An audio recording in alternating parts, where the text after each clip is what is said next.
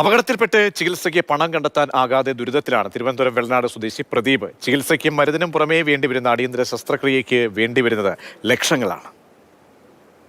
2022 May മാസം 4-ാം തീയതി ഒരു രാത്രിയിലാണ് പ്രദീപിന്റെ ജീവിതം മാറ്റിമറിച്ച ആ അപകടമുണ്ടായത്. റോഡിന്റെ പണിക്ക് മുന്നറിയിപ്പില്ലാതെ ഇരുവശവും കുഴിച്ചിട്ട വലിയ വാരിക്കുഴികൾ. എതിരെ വന്ന ലോറിയുടെ വെളിച്ചം കണ്ണിൽ തട്ടിയപ്പോൾ പ്രദീപ് വാഹനം വെട്ടിച്ചു. കാൽ ചവിട്ടിയത് കുഴിയിൽ. സ്പൈനൽ കോഡ് തകർന്ന പ്രദീപ് അന്നു മുതൽ ഇന്നുവരെ ചികിത്സയിലാണ്. കട്ടിലിൽ നിന്ന് എഴുന്നേൽക്കാനായിട്ടില്ല.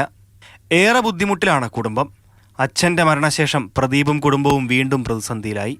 ചികിത്സ പലപ്പോഴും പകുതി വഴിയിൽ ഉപേക്ഷിക്കേണ്ടി വന്നു. ഹൃദ്രോഗിയായ അമ്മയാണ് പ്രദീപിനെ നോക്കുന്നത്.